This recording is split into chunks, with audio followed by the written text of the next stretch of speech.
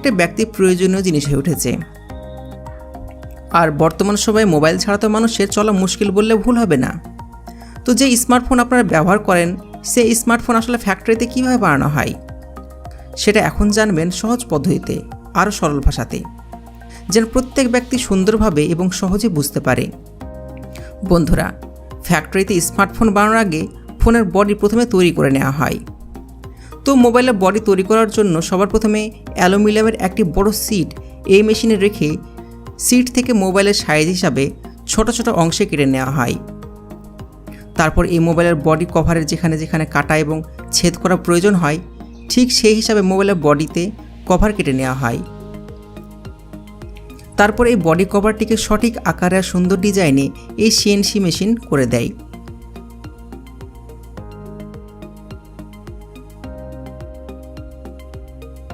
তারপর শেষে এই বডি কভারগুলো পানিতে ধোয়ার পর মোবাইলের বডি কভার তৈরি হয়ে যায়।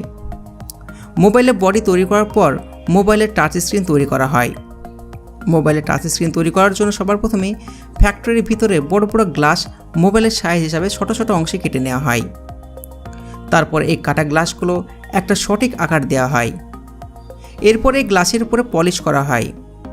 যখন পলিশ করা হয়ে যায় তখন এগুলো ক্লিনিং প্রসেসের মধ্যে দিয়ে নিয়ে যাওয়া হয়, যেখানে পানি দিয়ে সুন্দরভাবে পরিষ্কার করে দেয়। যখন ভালোভাবে পরিষ্কার হয়ে যায় তখন টাচ স্ক্রিনের উপরে কোটিং করা হয়। কোটিং করার পরে মোবাইলের টাচ স্ক্রিন পুরোপুরিভাবে তৈরি হয়ে যায়। সবার প্রথমে টাচ স্ক্রিনের ভিজুয়াল ইন্সপেকশন করা হয়ে থাকে। বন্ধুরা, মোবাইলের সমস্ত কাজ টাচ স্ক্রিনের মাধ্যমে হয়ে থাকে। ঠিক এই কারণে এই টাচ স্ক্রিন একদম ওকে অর্থাৎ সঠিক হওয়ার প্রয়োজন পড়ে।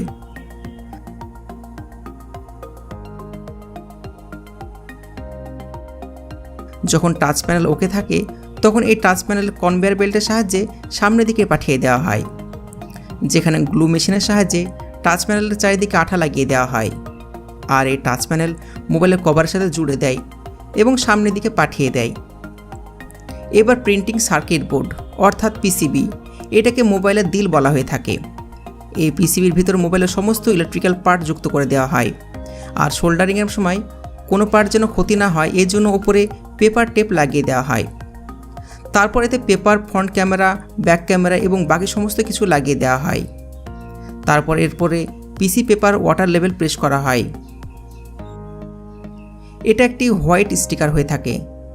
তাহলে মোবাইলের সার্ভিসের সময় তারা জেনে যায় এই মোবাইল আসলে পানিতে পড়েছিল, কারণ পানিতে মোবাইল পড়ার পর এই স্টিকারের কালার রেড হয়ে যায়। আর বন্ধুরা, এটা হলো মাইক, মোবাইলের অনেক ইম্পর্ট্যান্ট পার্ট, যেটার সাহায্যে মোবাইলের আওয়াজ অন্য মোবাইল পর্যন্ত পৌঁছায়। এই মাইককে নিচের দিকে লাগিয়ে দেওয়া হয়। তারপরে এতে স্পিকার লাগানো হয়, আর এতে লাগানো হয় ভাইব্রেটর। এই ভাইব্রেটরের কারণে মোবাইল রিংটোন পাওয়ার সময় খুব চমৎকার লাগে। তারপর এলইডি আর টাচ প্যানেলের সাথে পিসিবি বোর্ড জোড়া দেওয়া হয়। আর মোবাইলের সাইডে ভলিউম বাটন আর পাওয়ার বাটন ফিট করে দেওয়া হয়। তারপর মোবাইলের মিডিলে ওয়াইফাই, জিএসএম ফিক্স করে দেওয়া হয়, যার ফলে আমাদের ফোন ওয়াইফাই কানেক্ট করার পর মোবাইল ইন্টারনেটের সাথে জুড়ে যায়। এবার কাজ শুরু হয় মোবাইল টেস্টিংয়ের। তো এর জন্য সবার প্রথমে টেস্টিং করা হয় রেডিও ফ্রিকোয়েন্সির। বন্ধুরা, এটার সাহায্যে আমরা মোবাইল দিয়ে কথা বলতে পারি। যখন রেডিও ফ্রিকোয়েন্সি টেস্টিং ওকে হয়ে যায় তারপর মোবাইলের এলসিডি টেস্টিং করা হয়। এলসিডি স্ক্রিন টেস্টিং ওকে হয়ে যাওয়ার পর mobile multitouch, mike, speaker, sensor, front camera, back camera, এভাবে সমস্ত জিনিস ওগুলো এক এক করে আলাদাভাবে টেস্টিং করা হয়। এই সমস্ত জিনিসগুলো ওকে হয়ে যাওয়ার পর একটা রোবোটিক মেশিন এই মোবাইল ফোনে স্ক্রুগুলো ভালোভাবে লাগিয়ে দেয় এবং সমস্ত প্যাচগুলো লেগে যাওয়ার পর এখন স্মার্টফোন পুরোপুরিভাবে তৈরি। তো এবার কাজ শুরু হয়ে যায় মোবাইলের প্যাকেজিংয়ের, যেখানে ইন্টারন্যাশনাল মোবাইল ইকুইপমেন্ট এবং আইডেন্টিক্যাল লেবেল লাগানো হয়। যখন মোবাইল পুরোপুরিভাবে প্যাকিং হয়ে যায় তারপর মোবাইলগুলো মার্কেটে বিক্রি করার জন্য পাঠিয়ে দেওয়া হয়।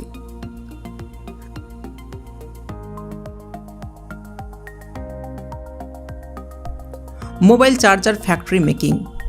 বন্ধুরা, মোবাইল ফোন চালানোর জন্য মোবাইল চার্জ করা তো অবশ্যই প্রয়োজন হয়। তো এর জন্য সহজ ভাষায় সহজ পদ্ধতিতে এবার জানবেন মোবাইল চার্জার আসলে ফ্যাক্টরির ভিতরে কিভাবে বানানো হয়। মোবাইল চার্জার বানানোর জন্য সবার প্রথমে মোবাইলের চার্জারের কভারগুলো বানিয়ে নেওয়া হয়।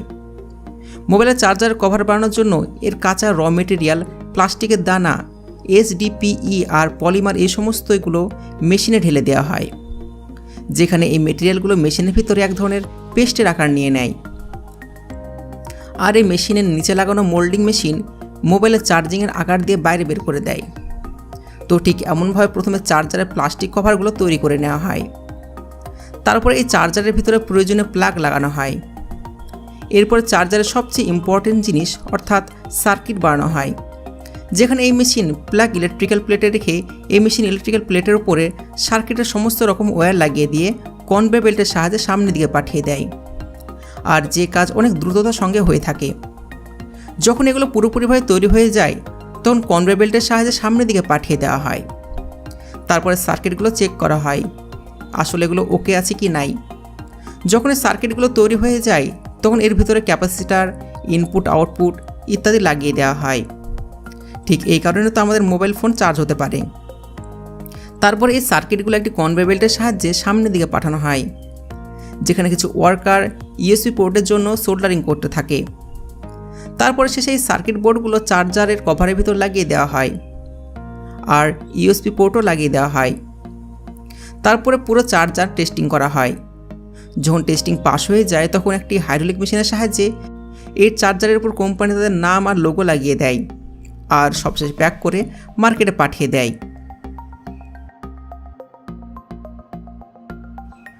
এবার দেখবেন ইয়ারফোন ফ্যাক্টরি মেকিং। বন্ধুরা, ইয়ারফোন ফ্যাক্টরিতে বানানোর জন্য সবার প্রথমে অনেক ধরনের পাতলা পাতলা কপার তারের রোল এই মেশিনে ফিট করে দেওয়া হয়। তারপর এই মেশিনে পাতলা পাতলা তারগুলো জুড়ে ইয়ারফোনের এক মোটা তার তৈরি করে দেয়। এরপরে একজন ওয়ার্কার অন্য মেশিনের সাহায্যে এই তারগুলোতে কাপড়ের সেলাই করতে থাকে। তারপরে ইয়ারফোনের সাইজ অনুসারে এগুলো কেটে নেওয়া হয়। যে সাইজের ইয়ারফোন সেই সাইজের একদম পারফেক্ট হয়ে থাকে। তারপর ইয়ারফোনের ভিতরে আওয়াজের জন্য ম্যাগনেট ইউজ করা হয়।